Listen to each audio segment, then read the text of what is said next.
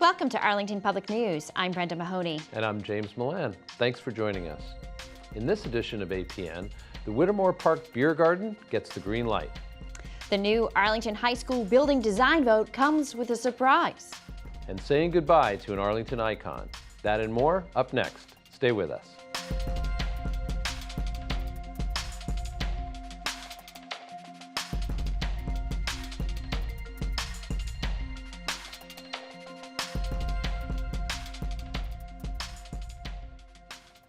It's been decided all of Arlington High School will be knocked down. The High School Building Committee voted Wednesday, June 26th, to replace the high school with all new construction. The plan will now go to the Massachusetts School Building Authority for approval and eventually to down voters for funding. It's estimated to cost $308 million.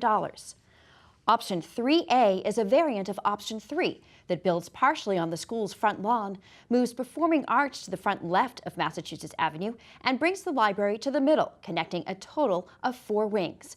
The design is the second least expensive of the final 4 options presented to the public in early June for input.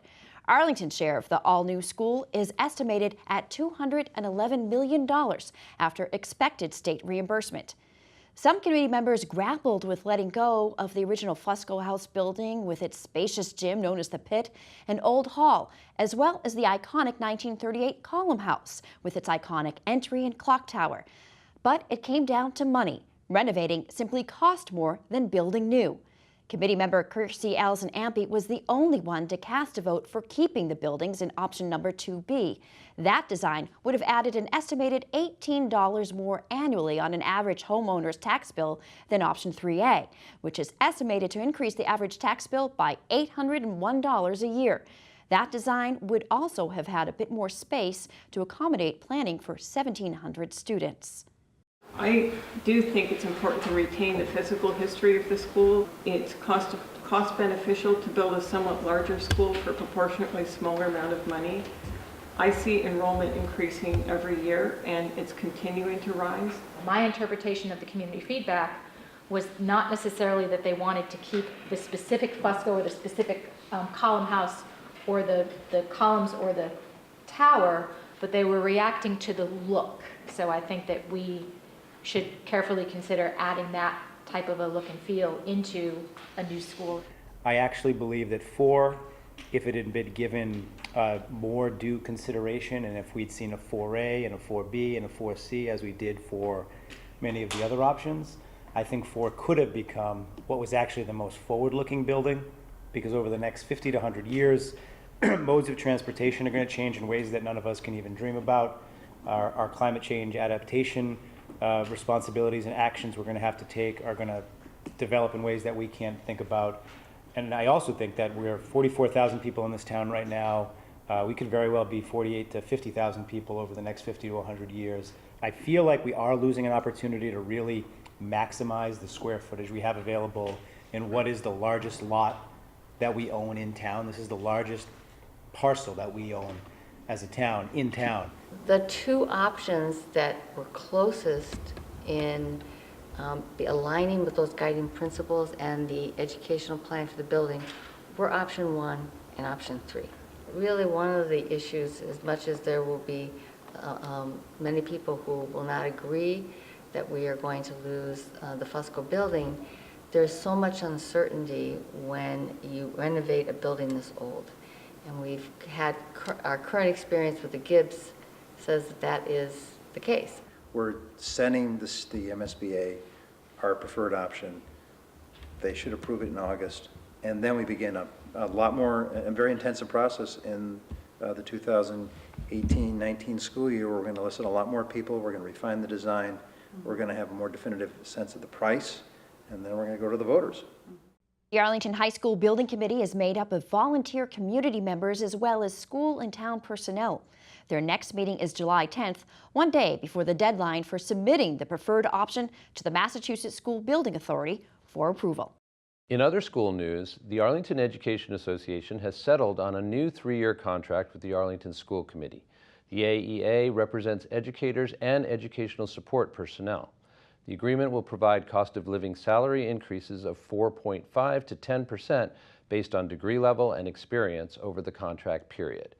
A 2014 salary study compared Arlington teacher salaries to those in 12 surrounding communities, and at that time, Arlington teacher income lagged behind the average salary of teachers in 8 of the 12 towns. The new contract compensation increases will bring Arlington more in line with the most comparable communities surveyed.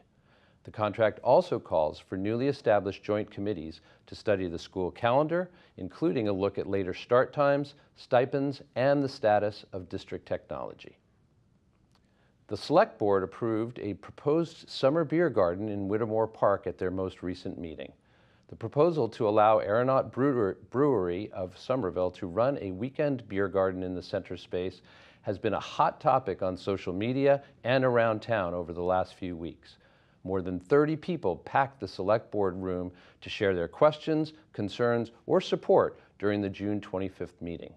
Town Manager Adam Chapdelaine updated the board on changes to the proposal made in response to questions raised when the board first discussed the idea 2 weeks ago.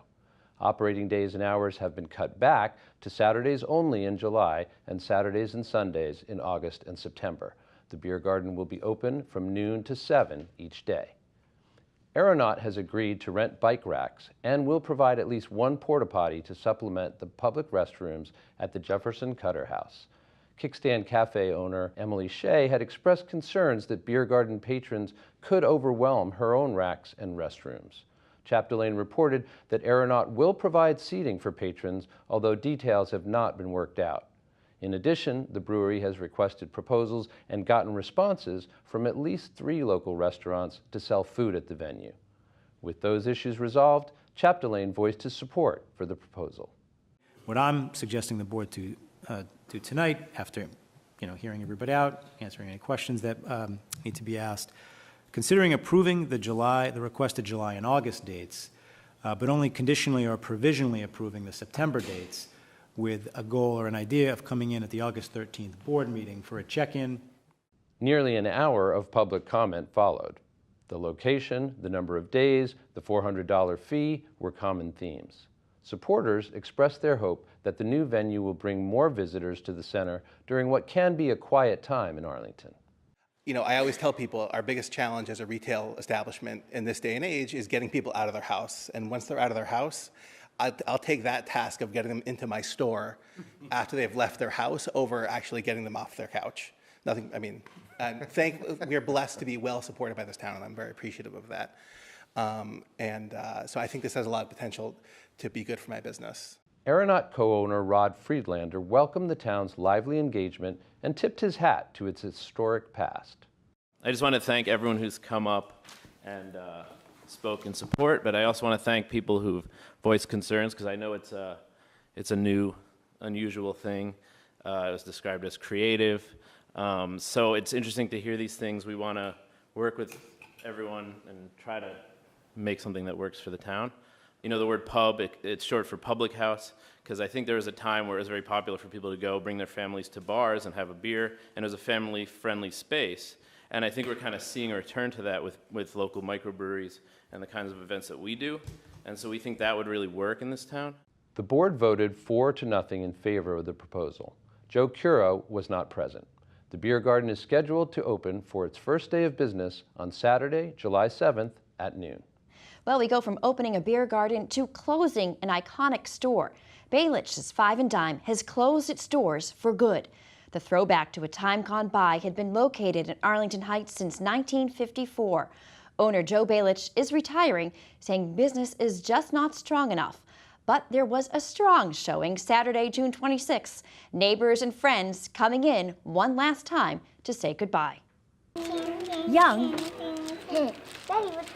and older. I don't know. I'm just walking around and picking up different items. Longtime customers. Probably 40-some-odd years. And first-time ones. Oh, no. I'm just going for one more deal. One more deal. This is actually my first time ever being here. My roommate, he's been telling me for months to come down here. And come down they did to Arlington Heights for the final day of Baelich's Five and Dime, filling the aisles as if it were 1954 when it first opened, reaching out for a physical piece of a time gone by, before malls, big box stores, and online shopping. One of the last of these kinds of stores, and it always had a unique character to it, and it kind of made the neighborhood. It's really sad. We were just talking about how sad it is, how it was an institution, and we felt like we had to come on the last day and get something. So I remember his parents when they were running the place, and they used to bring up stuff from the basement that was like from the 50s and 60s. Feel all right? Of course. It's the regulars who have kept Joe Balich going over the years, first taking the store over from his father in 1992 after he purchased it 20 years earlier. But as much as Joe Balich says he'd like to, he just can't pass it down to the next generation. Well, I had a very bad day in May 1st, business-wise, that clinched it for me. It's nice to see my customers today. It's sad and happy at the same time. What you do is you put your egg in it before you boil it. You push down on it a little bit, it makes a little pinhole in the egg, and then it doesn't crack. We don't have anything like this in Arlington. You know, with all this, like a department store. It was those rare finds that you could come in and rely upon at the Five and Dime, like these clothing patterns from the 1980s. These are big Christmas lights. We used to have them on when I was at my house when I was little. But the items secondary to the experience of coming into a place that knew you and what you liked. I've been shopping here since I was probably 3 years old. Oh yeah, with the candy. With the candy. Yeah. The now grown-up Representative Sean Garbely voicing the opinion of many who've perused the bins and shelves through the years. I just wanted to come and say how much we in Arlington appreciate everything you and your family and your store have done for literally decades. The stories I've heard, oh my God. Unexplainable, you know what I mean? But Joe's a big legend, he really is.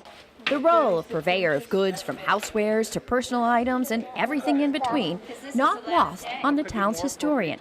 Richard Duffy enjoyed finding a cutout of Uncle Sam, the actual one having lived in Arlington even farther back in time during the American Revolution. And what would Uncle Sam have thought of this passage of time? All good things come and all good things go. And the goods are going at almost the prices they started at, with 70% off, not too much more than 5 and 10 cents. But providing a memory that is worth so much more. Brenda Mahoney, Arlington Public News. Well, Brenda, speaking not just as a bargain hunter, but just as an Arlingtonian, I'm sorry to see that go. Yeah, I mean, but it was such an outpouring of support that day.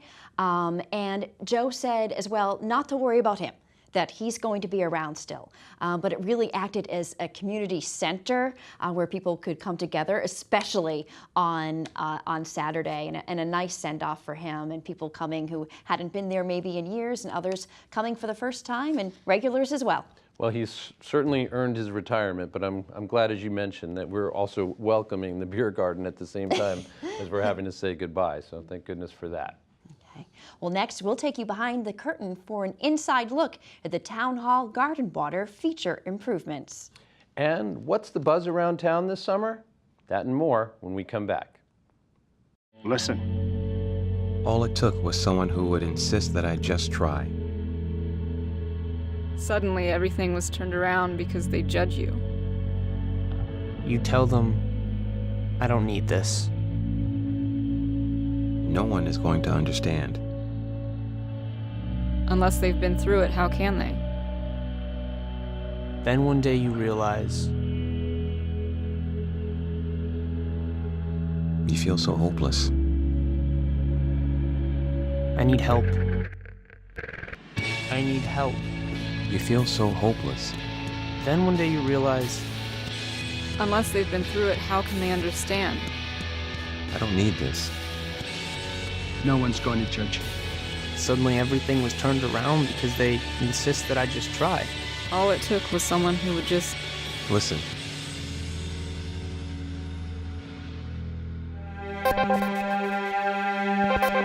The lush greenery that spans from Town Hall to the Robbins Library is more than just a pleasant park space. It is the intersection of 3 prominent Arlington names. Funded by the Robbins sisters, originally designed by landscape architect R. Clipston Sturgis, and featuring the Indian hunter statue by Cyrus Dallin, it is a local treasure. The Friends of the Robins Town Garden spent more than a year researching the historic part's past and coming up with a plan to restore its water feature and surrounding landscape. With CPA funding in hand, the meticulous work has begun. APN reporter Zach DuPont takes us behind the scenes of the restoration. The Robins Memorial Garden, located between Town Hall and the Robins Library, has been a mainstay in the town of Arlington since it was originally designed in the early 1900s. Originally, it was designed as a formal garden by a gentleman named Clifton Sturgis, who also designed the town hall. Clifton Sturgis and Dallin were colleagues. And so when Dallin built the statue, that went in first, and then the town hall and then the garden was kind of designed as a place to showcase the Native American. The garden itself was given to the town by the Robins sisters. The Robins sisters, after the Robins family, the library is named after them, the Winfield Robins Memorial House named after them. They built the town hall, so they did a lot for this town. Over time, its centerpiece, the falling water and reflecting pool at the front of Cyrus Dahlin's Menominee Hunter statue, has fallen victim to weather and time. We've got this beautiful fountain behind us, behind the scrim here. It's a Dallin statue of a Native American bending over and putting his hand toward the water. And then there's water that should generally rush from the upper pool to the lower pool, down the ripple into a reflecting pool at the base. That's what it's supposed to look like. A $643,213 Community Preservation Act grant was awarded to the Friends of Town Hall Gardens for renovations of the water feature and surrounding area.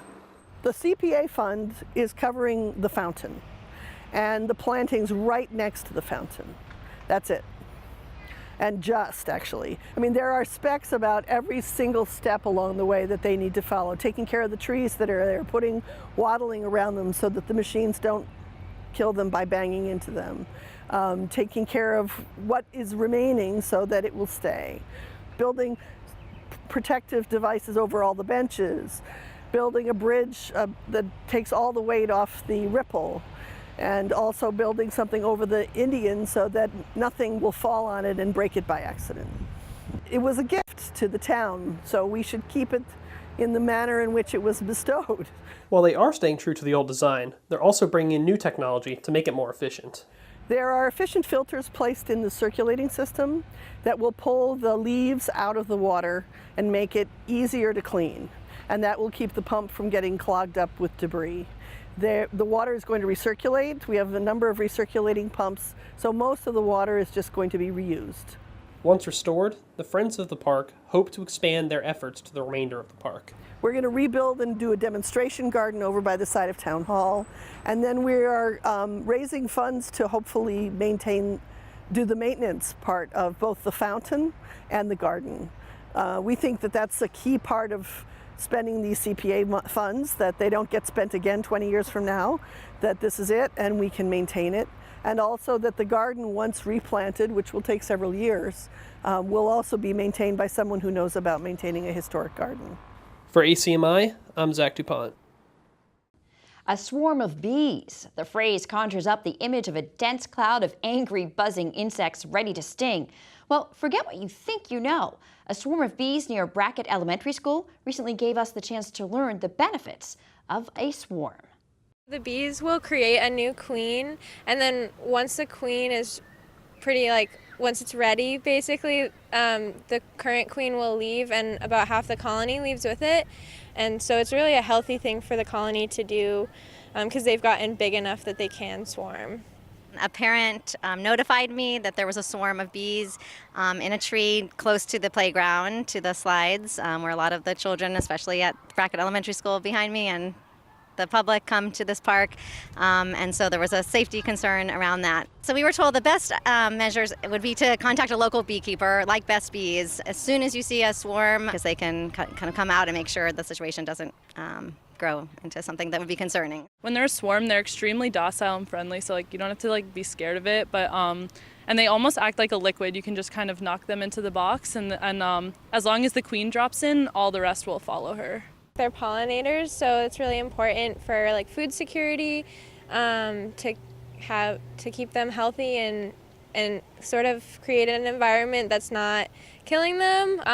Things like dandelions, people get crazy about removing them from their properties, but it's one of the first nectar sources for bees in the early spring. So I just think that's one thing that, like, a small thing that you can kind of accept. Like, you can weed them out of your garden area where you don't want them, where you want other things to grow, but maybe we can change our minds about things that we consider weeds that are actually not that bad. At Robbins Library in Arlington, we have a couple hives that are actually observation hives. So one side is has glass on it, so you can actually go and check them out and see what's going on inside the hive. The beehives at Robbins Library are located on the 3rd floor balcony. You can go up anytime the library is open and watch them safely through the large windows facing Town Hall. Well, thank you for joining Arlington Public News as we explore events and issues affecting Arlington. Check out our interviews and latest segments on the web at acmi.tv/news. And don't forget to like us on Facebook and follow us on Twitter at Arlington Public. I'm Brenda Mahoney. School is out and it's officially summer, so we close our show with a visit to the annual Health and Recreation and Community Safety Camp at Dallin Elementary School and show you some summer pastimes happening around town. I'm James Milan. Happy summer, and thanks for joining us. So this is HRC camp, so it's health, recreation, and community safety. So we work with the health department in town, we're the recreation department, the police department, and the fire department. And we have about 100 campers here this week. It's been great so far. It's exposure for the kids to the police department, which is great. They see them now as approachable because they're like our camp counselors. Being a patrol dog, he can do a bunch of cool things. So he can track people. He can do article searches. Yep, everybody watch where she throws it. Okay, perfect, honey. Come on back. Yep. Push.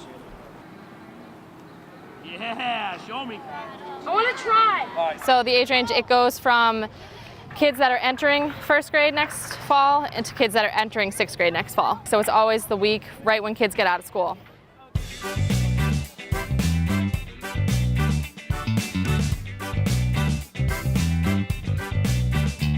We're mostly going to hang out around here and probably swim at the reservoir. It's a great bargain. It's really fun.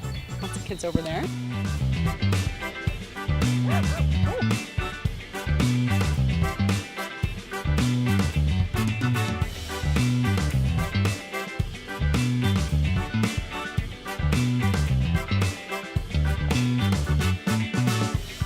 Down here now it's by pond, just soaking up the sun and the rays. And so safe and so happy, it's gorgeous. I was foolish and signed up for the Triple Threat half marathon, so I have to get myself out and moving about. I've been coming virtually every day for the last month or so. My eldest daughter, her very first word was duck, pointing out at the pond. So yeah, we're nature people and we really like that Arlington has a lot of these resources.